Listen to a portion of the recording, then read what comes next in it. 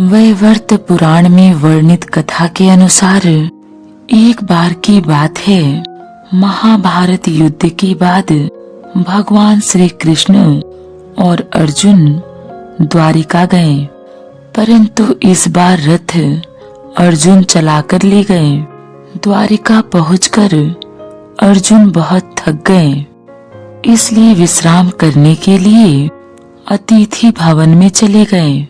शाम के समय रुक्मिणी जी ने श्री कृष्ण को भोजन परोसा तो श्री कृष्ण जी बोले, देवी, घर में अतिथि आए हुए हैं, हम उनके बिना भोजन कैसे कर ले। तब रुक्मिणी जी ने कहा, भगवान, आप आरंभ कीजिए, मैं अर्जुन को बुलाकर लाती हूँ। जैसे ही रुक्मिणी जी वहां पहुंची तो उन्होंने देखा कि अर्जुन सोए हुए हैं और उनके रोम रोम से श्री कृष्ण नाम की ध्वनि प्रस्फुटित हो रही है। यह दृश्य देखकर रुक्मिणी जी अर्जुन को जगाना भूल गईं और मंद मंद स्वर में ताली बजाने लगी। इधर नारद जी ने श्री कृष्ण जी से कहा, भगवान, भोजन ठंडा हो रहा है। तब श्री कृष्ण जी बोले, अतिथि को भोजन कराए बिना हम भोजन नहीं करेंगे। तब नारद जी बोले, मैं बुलाकर लाता हूँ।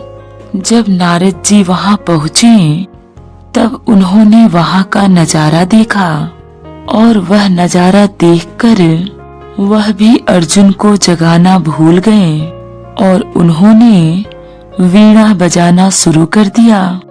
इधर सत्यभामा जी बोली, प्रभु, भोजन ठंडा हो रहा है, आप प्रारंभ तो करिए।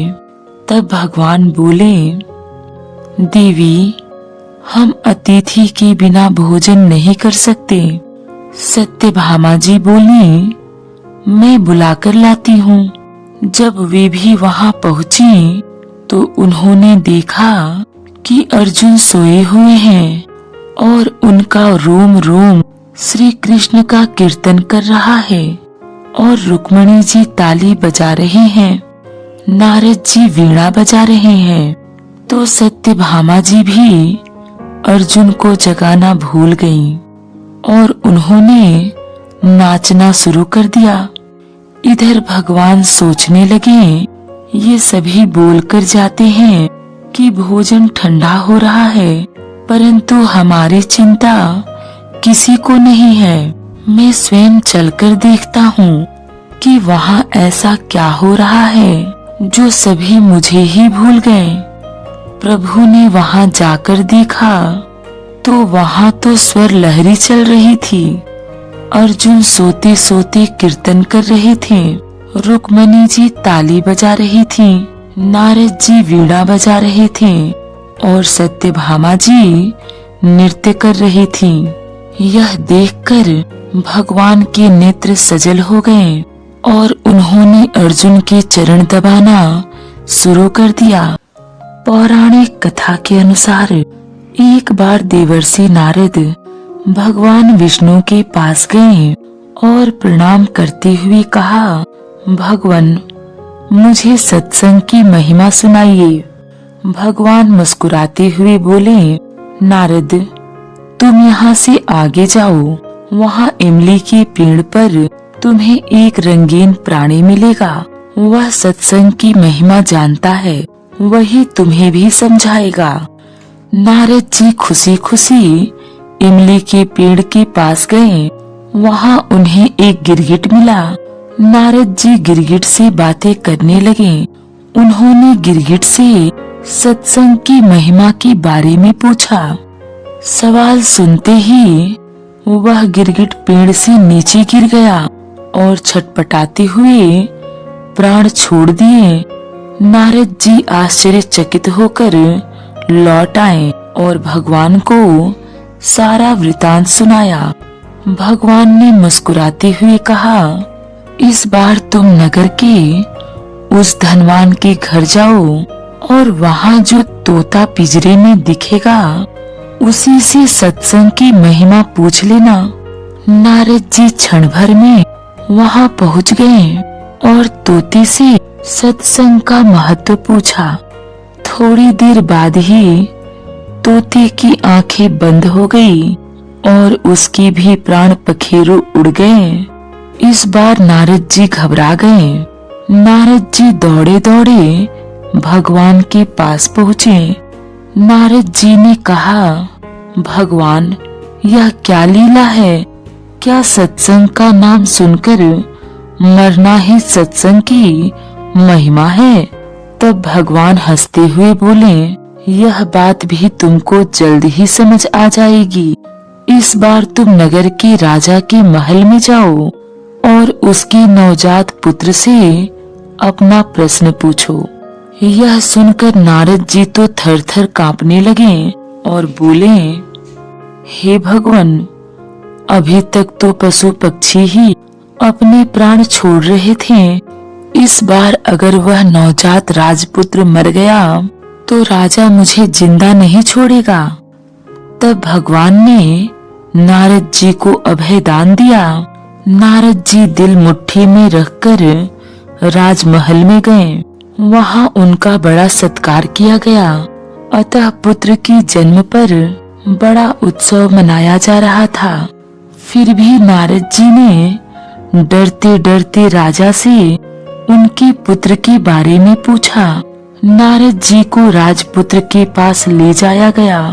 पसीने से तर होते हुए मन ही मन श्री हरि का नाम लेते हुए नारद जी ने राजपुत्र से सत्संग की महिमा के बारे में प्रश्न किया तो वह नवजात शिशु हंस पड़ा और बोला, महाराज, चंदन को अपनी सुगंध और अमृत को अपने माधुर्य का पता नहीं होता है। हे देवर्षि, आप अपनी महिमा नहीं जानते, इसलिए मुझसे पूछ रहे हैं। वास्तव में आप ही के क्षण मात्र के संगत से मैं गिरगिट की योनि से मुक्त हो गया और आप ही के दर्शन मात्र से तोते की क्षुद्र योनि से मुक्त होकर इस मनुष्य जन्म को पा सका।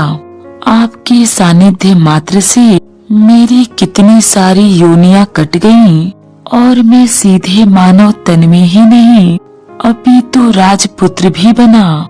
यह सत्संग का ही अद्भुत प्रभाव है।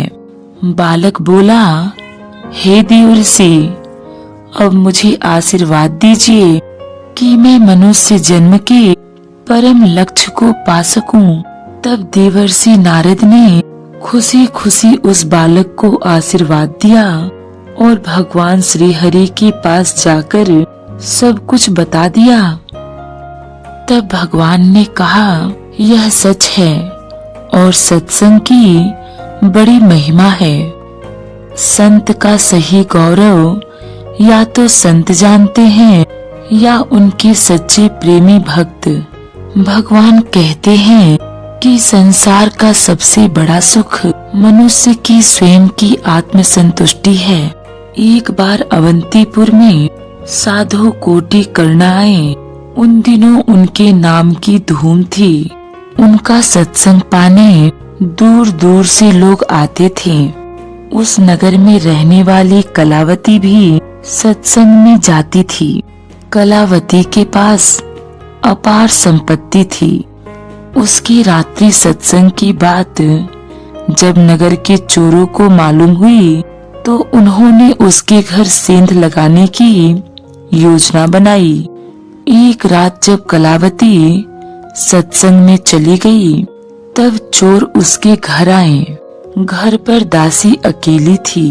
जब दासी को पता चला कि चोर सेंध लगा रहे हैं तो वह डरकर वहां से भागी और उधर चल दी जहां कलावती सत्संग में बैठी थी। कलावती तन्मय होकर कोटि कर्ण की अमृतवाणी सुन रही थी। दासी ने उसे संकेत से बुलाया किंतु कलावती ने ध्यान नहीं दिया।